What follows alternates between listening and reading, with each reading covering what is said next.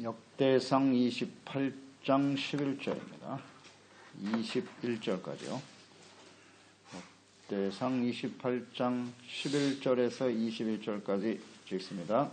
다윗이 성전의 복도와 그 집들과 그 곳간과 사락과 골방과 속죄소의 설계도를 그의 아들 솔로몬에게 주고 또 그가 영감으로 받은 모든 것 곧 여호와의 성전의 뜰과 사면의 모든 방과 하나님의 성전 곳간과 성물 곳간의 설계도를 주고 또 제사장과 레위 사람의 반열과 여호와의 성전에서 섬기는 모든 일과 여호와의 성전을 섬기는 데에 쓰는 모든 그릇의 양식을 설명하고 또 모든 섬기는 데에 쓰는 금 기구를 만들 금의 무게와 모든 섬기는 데에 쓰는 은 기구를 만들 은의 무게를 정하고 또 금 등잔대들과 그 등잔곧 각 등잔대와 그 등잔을 만들 금의 무게와 은 등잔대와 등잔을 만들 은의 무게를 각기 그 기구에 알맞게 하고 또 진설봉의 각 상을 만들 금의 무게를 정하고 은상을 만들 은도 그렇게 하고 갈보리와 대적과 종자를 만들 순금과 금장국 각잔을 만들 금의 무게와 또 은장국 각잔 만들 은의 무게를 정하고 그 향단에 쓸 순금과 또 술에 곧 금그룹들의 솔개도대로 만들 금의 무게를 정해 주니 이 그룹들은 날개를 펴서 여호와의 언약궤를 덮는 것이더라. 다윗이 이르되 여호와의 손이 내게 임하여 이 모든 일의 설계를 그려 내게 알려주셨느니라. 또 그의 아들 솔로몬에게 이르되 너는 강하고 담대하게 이 일을 행하라. 두려워하지 말며 놀라지 말라. 네가 여호와의 성전 공사의 모든 일을 마치기까지 여호와 하나님 나의 하나님이 또 함께 계시사 내게 떠나지 아니하시고 나를 버리지 아니하시리라. 제사장과 레위 사람의 반이 있으니 하나님의 성전의 모든 공사를 도울 것이요 또 모든 공사에 유능한 기술자가 기쁜 마음으로 너와 함께할 것이요 또 모든 지휘관과 백성이 온전히 내 명령 아래 있으리라. 아멘. 하나님의 말씀과 뜻대로 세워져야 할 성전. 다윗의 아들 솔로몬에게 이제 왕위를 계승하면서 이스라엘을 하나님께서 다스리시는 하나님의 나라를 세우도록 하라. 개인적인 왕권을 세습해 주어서 그 권력을 향유하고 누리며 살아가라고 하는 그런 의미가 아니고, 왕이 이스라엘은 왕이 된다는 것은 무엇을 의미하는 것이뇨? 하나님이 다스리시는 하나님의 나라가 되도록 해야 한다. 이 다윗과 같이 지혜롭고 총명한 사람이 있습니까? 다윗을 무조건 본받아야 돼요. 이 다윗의 삶을 하나님이 가장 기뻐하시는 거예요. 기뻐하시는 겁니다. 아주 마지막 순간까지도 이렇게 총명하잖아요. 예? 인생을 꿰뚫는 하나님과의 그 바른 관계 속에서 우리 인생의 의미가 뭐냐? 이거 정확하게 알고 있는 사람이에요. 정확하게 알고 있는 사람. 그러기 위해서는 성전이 매우 필요하겠지. 성전의 중요성 강조하면서 성전 건축을 하게 하셨는데, 또 성전만 세운다고 하는 것이 의미가 있는 것이 아니라 하나님을 잘 섬겨야 된다고 그랬죠. 네 아버지의 하나님을 잘 알고 온전한 마음과 기쁜 뜻으로 하나님을 섬겨야 할 것이다. 그래서 그 하나님의 규례와 명령을 온전히 지켜야 한다. 네가 만일 하나님과 그 말씀을 부지런히 찾으면 하나님을 만날 것이고, 그러나 내가 하나님과 그 말씀을 버리면 하나님께서 영원히 버리실 거야. 네가 아무리 크고 화려한 성전을 세웠다 할지라도 그 안에서 하나님의 말씀을 버리면 너는 버려지고 말 거야. 경고까지도 하시죠. 우리가 충분히 묵상됐어요. 그리고 이제 성전을 세울 것을 부탁하고 있는 것인데 명령이죠. 그러나 성전은 오직 하나님의 말씀과 뜻대로 세워져야 한다. 이것을 이제 강조하고 있는 겁니다. 오늘 본 말씀은 11절로 19절의 내용을 보면 성전 건축에 필요한 설계도를 아들에게 넘겨주고 있어요. 설계도 어떻게 지을 것이냐. 이거 굉장히 중요한 문제 아닙니까? 성전을 건축한다. 그러면 성전을 어떻게 지어야 되지? 크기는 어떻고 그 모든 기구와 필요한 재료들은 무엇이며 알아야 될 거 아니에요. 성전을 세우는 것인데 이 문제. 그런데 12절에 보니까 또 그가 영감으로 받은 모든 곳, 여호와의 성전의 뜰과 사면의 모든 방과 하나님의 성전 곳간과 성물 곳간의 설계도를 주고, 교회 이 성전을 지을 이 설계도를 어떻게 받았느냐, 이게 설계도의 근거가 뭐냐? 영감으로 받은 그랬어요. 하나님의 성령으로 감동되어 하나님께서 이와 같이 지으라 라고 설계도를 다윗에게 주셨다는 거예요. 이건 매우 중요한 부분입니다. 매우 중요한 거예요. 과거에 출애굽한 이스라엘 백성들이 시내산에서 모세를 하나님께서 부르시고 그에게 율법을 주셨고, 율법과 함께 뭘 주셨다? 성전 성막 설계도를 주셨어요. 어떻게 성막을 지을 것이며 크기, 그 다음 재료 다 말씀하셨어요. 거기서 우리가 깨달은 바는 무엇입니까? 하나님의 성막은 사람의 의지와 뜻대로 내가 원하는 대로 짓는 것이 아니로구나. 하나님의 말씀과 뜻대로 세워져야 하는군. 출애굽과 레위기를 통해서 우리가 정확하게 깨달은 바 아니에요? 출애굽기 하나님의 뜻대로 해야 돼. 재료 하나도 절대 인간의 의지나 뜻이 들어가서는 안 된다는 거예요. 그게 성막을 짓게 하시는 하나님의 뜻이라고. 설계도를 주셨잖아요. 대충 이 정도면 되겠지? 이 정도 성기면 되겠지? 성막을 짓게 하시는 이유는 하나님이 거기 계신다는 겁니다. 임재하시는 거예요. 전능하신 하나님이, 크고 광대하신 천하 만물을 창조하시고 지으신 하나님이 사람이 만든 그곳에 거하신다는 거죠. 그럼 어떻게 해야 되느냐? 하나님의 말씀과 뜻대로 해야만 그곳에 계십니다. 잊지 말아야 합니다. 우리 인간의 생각과 의도대로 하나님 움직이시는 분이 아니에요. 절대로. 크고 화려한 성전을 지어놓으시면 하나님이 여기 계시겠지? 아니다. 내가 세상에서 출세하고 성공하고 이 정도 되면 하나님이 나와 함께 하실 거야. 아니다. 이거 매우 중요한 문제입니다. 하나님이 함께 하지 않는다면 이스라엘은 아무 의미가 없어요. 세상 사람과 뭐가 달라요? 다른 나라와 뭐가 다르냐고. 하나님이 계시다는 게 중요해요. 이것은 하나님의 절대적인 주권이고 하나님의 뜻이에요. 하나님 나와 함께 해주세요. 우리가 아무리 소원하고 금식하고 몸부림쳐도 하나님이 거기 계시는 게 아닙니다. 하나님의 뜻대로 해야 계시는 거예요. 아멘. 이걸 모르는 분들이 많아요. 내가 막 금식하고 부르짖고 그냥 하나님 앞에 어떻게 헌신하면 하나님 나와 함께 해주시겠지? 아니거든. 이걸 모르면 안 돼요. 하나님의 말씀과 뜻대로 가야 거기 계신다. 그게 바로 시내산 성막을 짓게 하시는 하나님의 뜻이잖아요. 그러니까 당연히 성전이 세우려면 설계도가 있어야 돼요. 그건 하나님이 말씀하신 대로 세워야 돼요. 이거 분명하죠? 그래서 출애굽기 25장이지 않습니까? 8절, 9절. 내가 그들 중에 거할 성소를 보세요. 내가 그들 중에 거할 성소입니다. 그들이 나를 위하여 짓되 자기들을 위해서 짓는 게 아니에요. 하나님을 위해서 짓는 겁니다. 물은 내가 내게 보이는 모양대로 장막을 짓고 기구들도 그 모양을 따라 지을지니 40절에 너는 삼가 이 산에서 내게 보인 양식대로 할지니. 양식대로 하래요. 하나님을 위해서 짓는 겁니다. 하나님이 거기 거하시도록 임재하시도록 하기 위해서 성막을 짓는 거예요. 그러니 당연히 하나님 말씀대로 해야죠. 성전에는 이 하나님이 거하시는 곳이기 때문에 절대로 인간의 의지와 뜻이 들어가서는 안 된다. 이거 아주 명심하고 또 명심해야 돼요. 그러니까 성전을 통해서 그 19절 말씀에도 이어지죠. 다윗이 이르되 여호와의 손이 내게 임하여 이 모든 일의 설계를 그려 나에게 알려주셨다. 그래서 설계도를 그리신 분이 누구냐? 하나님이시다. 하나님의 손으로 그리셨대요. 친히. 그래서 다윗에게 그걸 깨우쳐 주셨다는 거예요. 그러니까 성전은 철저하게 하나님의 뜻대로 말씀대로 세워져야 해요. 그러니까 성전을 세우려고 했을 때 다윗이 성전을 세운다. 그러니까 그 당시에 성전은 모세에게 주셨던 그 성막이 그대로 있었단 말이에요. 그런데 다윗은 뭔가 좀 더 크고 좋은 성전을 지어야 되겠다. 이런 생각을 했을 때 하나님은 노 하셨거든요. 다윗 네 마음은 알겠는데 하나님의 성전을 짓는다고 하는 건 그렇게 쉬운 문제가 아니야. 쉬운 문제가 아니에요.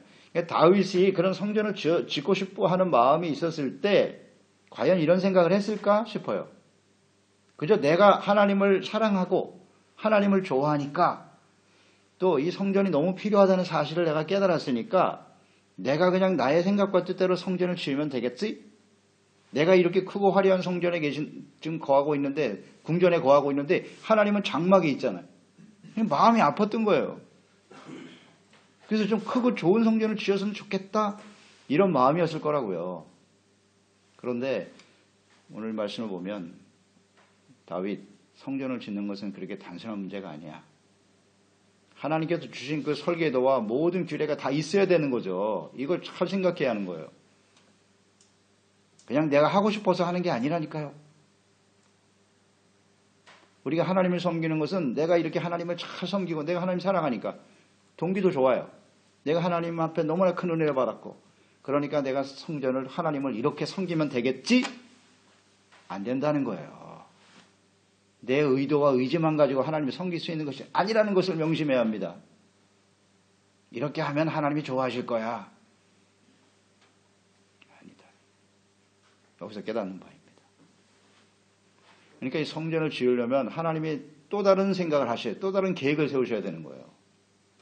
성막에 충분하거든요. 하나님이 거기 계시겠다고 약속하셨기 때문에. 근데 또 다른 성전을 짓는다면 과거에 신의 산에 주셨던 그 모든 규례대로 다시 새로운 규례를 만드셔야 되는 거예요. 설계도를. 그렇지 않습니까? 그렇지 않고 다윗이 인간적인 생각으로 성전을 지었다? 그러면 하나님 거기 계실 수가 없는 거예요. 이게 하나님의 속성이에요. 잊지 말아야 합니다. 이것이 오늘날도 그대로 적용이 돼야 돼요.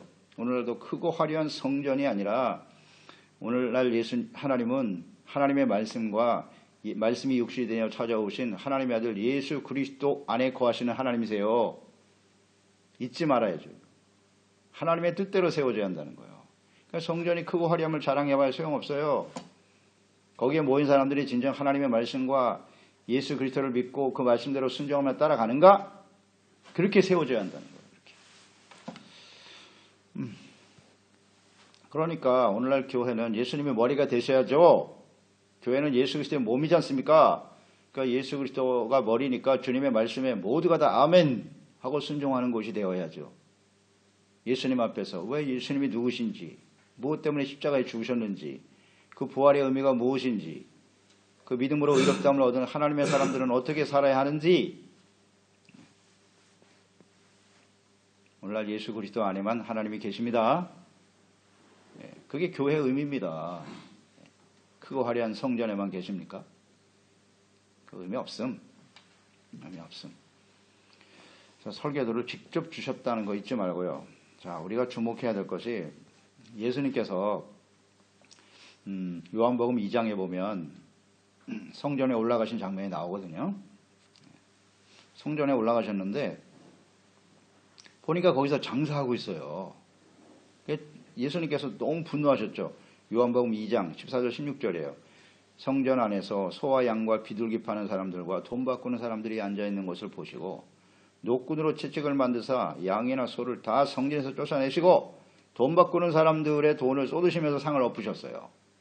그리고 비둘기 파는 사람들에게 이르되 이것을 여기서 가져가라. 아버지의 집으로 장사하는 집을 만들지 말라 하시니 강대 구려를 만들어버렸다고 진노하셨어요. 하나님의 성전에 들어가셨다가. 그런데 예수님이 올라가셨던 그 성전이 무슨 성전이에요? 헤롯 성전입니다. 헤롯 성전. 그러면서 19절로 21절로 이어지잖아요. 이에 예수께서 대답하시되 너희가 이 성전을 헐어라. 내가 사흘 만에 다시 세울 거야. 유대인들이 이르되 이 성전은 46년 동안 지었건을 내가 3일 만에 일으키겠느냐 하더라. 그러나 예수는 성전된 자기 육체를 가리켜 말씀하신 것이라. 그곳에서 장사하고 온갖 강대 구려를 만들어 놓은 성전을 지금 자랑하고 있는 거예요. 보세요, 이 성전 46년 동안 얼마나 크고 화려하게 지었습니까? 그래서 예수님 헐어버려. 내가 3일 만에 다시 세울 거야. 예수님이 죽으시고 부활하심으로써 하나님의 새로운 성전을 지으셨다. 이제는 하나님이 크고 화려한 그 헤롯 성전에 거하시지 않아요. 예수 그리스도의 십자가의 죽으심과 부활을 통해서 우리의 모든 죄를 용서하시고 그곳에서 우리를 만나주시고 하나님이 다스리시는 하나님의 나라의 백성이 되게 하십니다. 아멘. 굉장히 중요한 말씀입니다. 이거 예수님이 그런 의도를 가지고 하신 거예요. 너희들 과거에 솔로몬 성전 세워놓고 그거 다 무너진 거 몰라? 그 의미를 모르겠어? 주님이 안타까워서 하시는 말씀입니다. 성전의 의미가 뭔데 도대체? 왜 성전을 지으려고 하는 건데? 이렇게. 이걸 모르는 사람들이 오늘날도 많죠. 크고 화려한 성전 지어놓고 하나님이 이제 우리 크고 멋있는 교회를 지었으니 우리 교회 모든 성도들을 축복해 주실 거야. 정말 그럴까요? 정말 그럴까요? 그러니까 이 하나님 말씀을 잘 몰라요. 하나님의 말씀을 가르치는 주의 종들도 물론 명분이 있죠. 사람들이 많으니까 크고 화려한 성전을 지어서 하나님의 영광을 모든 사람들에게 나타내야지. 크고 화려한 성전이 하나님께 영광입니까? 헐어버리잖아요. 헐어버리라고 하시잖아요. 예수님께서. 거기에 하나님의 말씀과 뜻대로 세워지지 않는 교회와 성도들이라면 그 교회는 의미가 없어요. 하나님 계시지 않아요. 계시지 않아요. 이렇게 세상 사람들이 봐도 세상 사람들에게 지탄을 당하고 욕을 먹고 온갖 부정과 불의를 행하는 사람들이 모여있는 그곳에 하나님이 계실까요? 과연? 왜 이걸 모르죠? 그리고 세상 사람들, 자기들을 비난하는 세상 사람들만은 사탄이라고 말하고 이런 이 교만한 거 어리석음입니다. 이건 자가당착이에요. 정말 어리석은 일입니다. 이거. 하나님은요 말씀대로 세워지고 말씀대로 순종하는 사람들과 함께 계십니다. 성전에 필요한 모든 기구와 양식들, 그 제작에 필요한 그 모든 것을 다 정하거든요. 14절에 보면 또 모든 섬기는 데에 쓰는 금기구들을 만들 금의 무게, 또 은기구를 만들 은의 무게를 다 정했다는 거 아니에요. 예. 말씀의 뜻, 하나님 말씀과 뜻대로 그 무게까지도 정하고 크기도 정하고 모든 식량을 다 정했어요. 저는 이 말씀 보면서 야, 이게 진짜 하나님이시지. 이게 진짜 성전이지. 성전이지. 굉장히 사실은 이 쭉 우리가 말씀을 묵상하다 보면 좀 걱정이 돼요. 성전을 짓는다고 하는 것은 과거에 광야에 있을 때는 하나님이 정말 이 실 하나까지도 무슨 색깔로 해야 되는가 다 정해 놓으셨는데 이 성전을 짓는다는 게 과연 가능할까 생각했는데 딱 여기서 풀리잖아요. 다윗이 성전을 짓는데 철저하게 하나님이 계시하셨구나.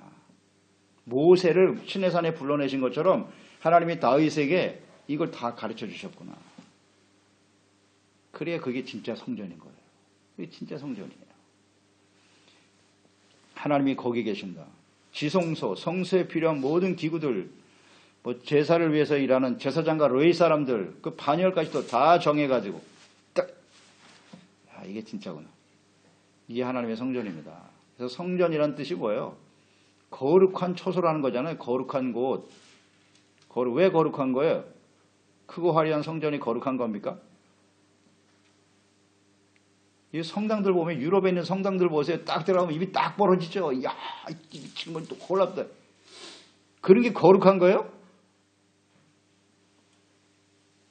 실소를 금할 수가 없어요. 우리 그런 거 볼 때마다 크고 화려한 야, 여기 정말 하나님이 계신 것 같다.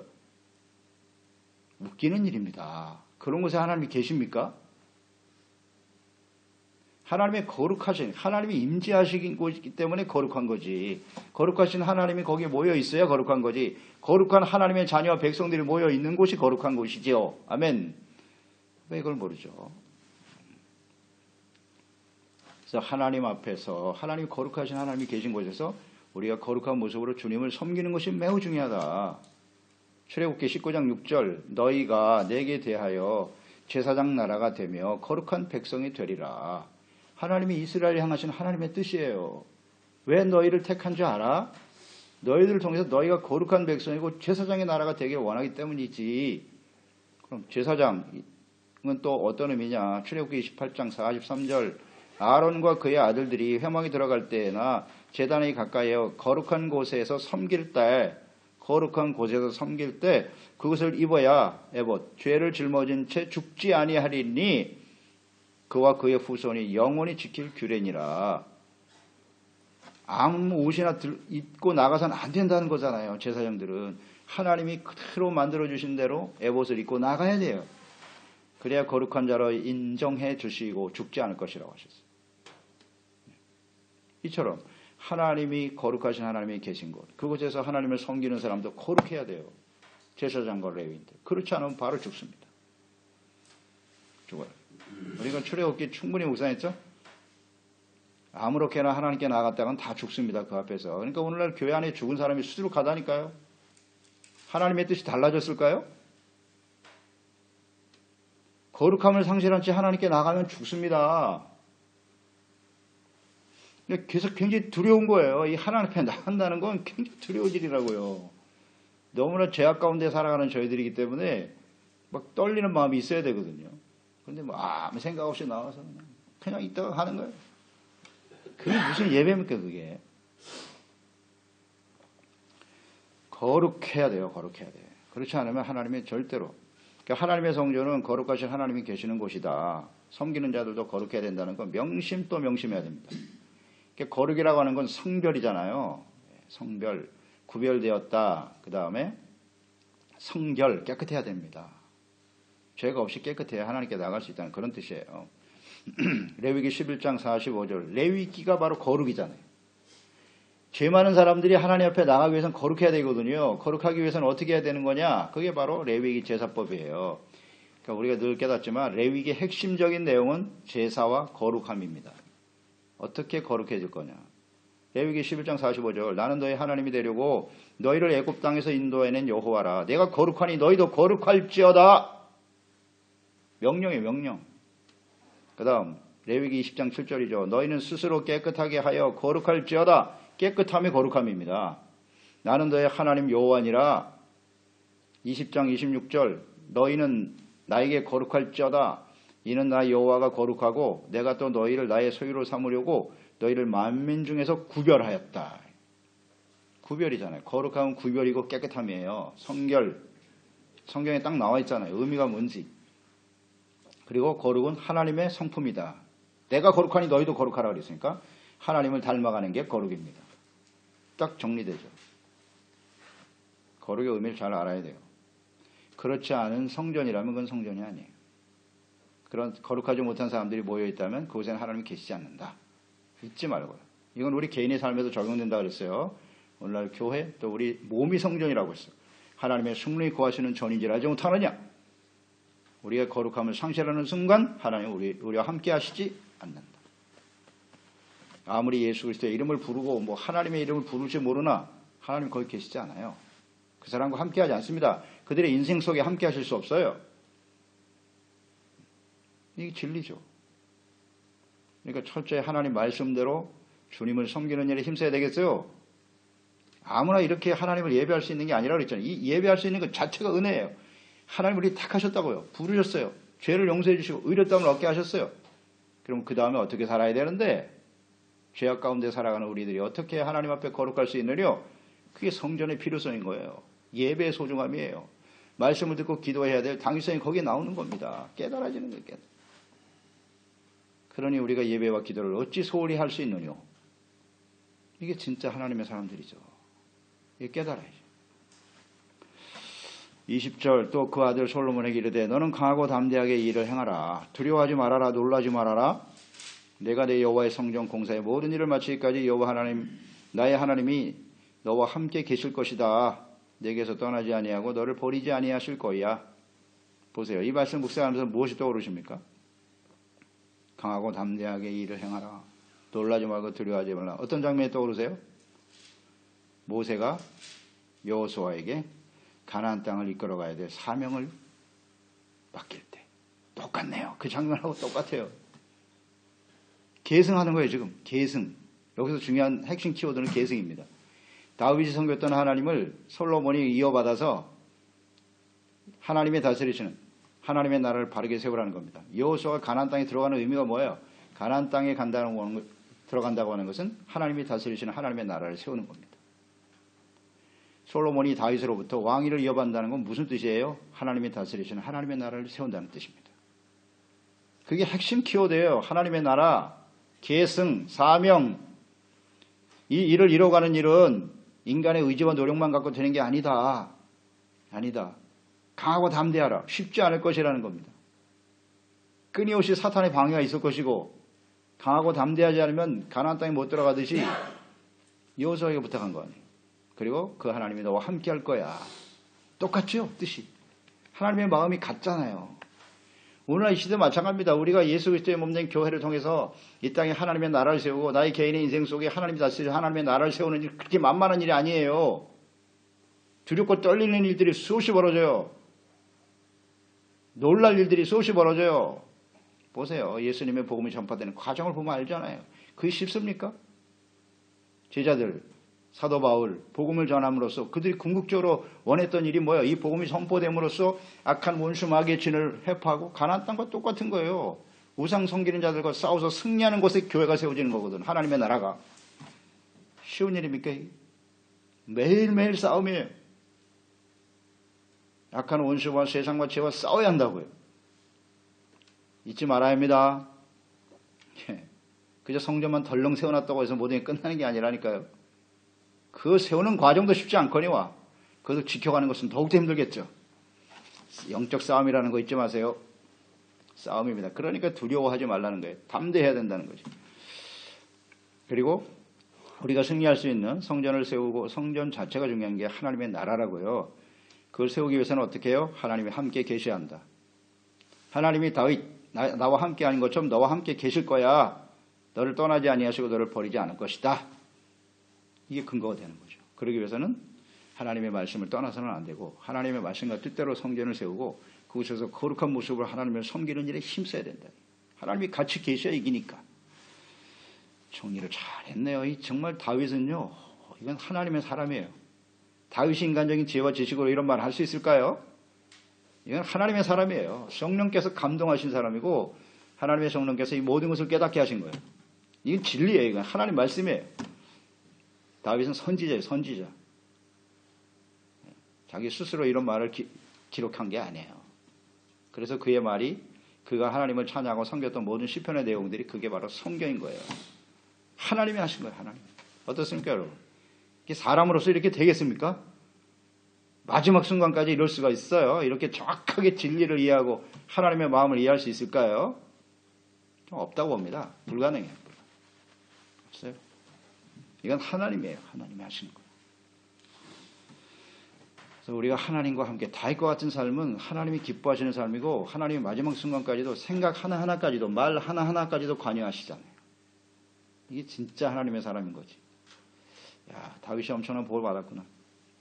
그래서 21절에 제사장과 레위 사람의 반이 있고 반열대로 다 세워놨고 성전의 모든 공사를 도울 사람들도 있고 유능한 기술자도 있고 그들이 다 기쁜 마음으로 너와 함께 할 거야. 기쁜 마음으로 할 것이다. 기쁜 뜻으로 하나님을 섬기라고 그래서 그러니까 이 왕만이 아니라 함께 일하는 모든 동역자들이 기쁜 마음으로 하나님을 섬겨야 돼요. 기쁜 마음으로. 내가 가지고 있는 기술, 은사, 재능, 하나님 나에게 맡기신 것을 다 하나님의 나라와 전을 세우는 일에 기쁜 뜻으로 섬겨야 돼요. 기쁜 마음으로. 그리고 모든 지휘관과 백성이 온전히 내 명령 아래 있으리라. 아멘이죠. 다윗이 하나님 앞에 바로 서서 그 말에 모든 사람들이 하나님을 섬기도 하나님 말씀 안에서 하나가 된 것처럼 그 명령이 하나님의 말씀을 벗어나면 안 되죠. 무조건 내가 명령한다고 해서 다 따르는 건 아니에요. 하나님의 말씀과 뜻대로 말하고 모든 일을 이끌어갈 때 하나님의 나라가 중심이 될 때 사람들은 기쁜 마음으로 함께 순종할 것이다. 아멘. 이것은 우리 개인의 삶에도 적용이 돼야 돼요. 내가 가장으로서 혹은 부모로서 우리 자녀들 모든 사람들에게 어떻게 그들이 순종하며 따를 수 있는가 초점이 분명해요. 하나님의 나라와 하나님의 말씀과 명령대로 할 때 순종하고 따르는 거고 그 교회를 이끌어가는 주의종과 재직들도 마찬가지일 것이고 그렇죠? 하나님의 말씀과 뜻에 대한 분명한 이해가 없으면 그게 중심이 되지 못하면 사람들은 순종할 수 없는 거예요. 생각은 다 다르니까 사람들의 생각 다 달라요. 그럴 때 기쁜 마음으로 하나님의 말씀 앞에 일사불란하게 순종하면서 세워지는 것이 성전이고 그것이 하나님의 나라다. 기도하겠습니다. 하나님 아버지, 오늘 다윗이 마지막 유언과 같은 말씀들을 기록하고 있는 것인데요. 정말 감동적입니다. 놀랍습니다. 어떻게 이렇게 마지막 순간, 인생을 마감하는 마지막 순간까지 하나님의 나라와 의에 대한 간절한 열망이며 어떻게 하나님을 바르게 섬겨야 할 것이며 성전이 왜 필요한 것이고 왕위를 아들에게 계승하면서 그 왕위를 계승한다는 그 의미가 무엇인가를 정확하게 이해하고 있고 하나님의 성전을 세우는 일도 인간의 의지와 자신의 열정과 인간의 지식을 가지고 되는 것이 아니라 철저하게 하나님께서 그에게 계시하여 알게 하셨다는 거죠. 그러니까 성전인 거예요. 그렇지 않다면 그건 성전은 아무 의미가 없습니다. 오늘 마찬가지로 예수 그리스도 안에서 우리를 하나님의 자녀로 받아주시고 거룩한 자녀와 백성이 되게 하시고 왕같은 제사장이 되게 하시고 예수 그리스도가 머리로 우리에게 말씀하시고 그의 몸이 되어 주님의 성전을 세워가는 이 소중한 은혜를 우리에게 주신 것을 감사드리옵나이다. 크고 화려한 성전이 중요한 것이 아니라 하나님이 거기 임재하시는 것이 중요하다.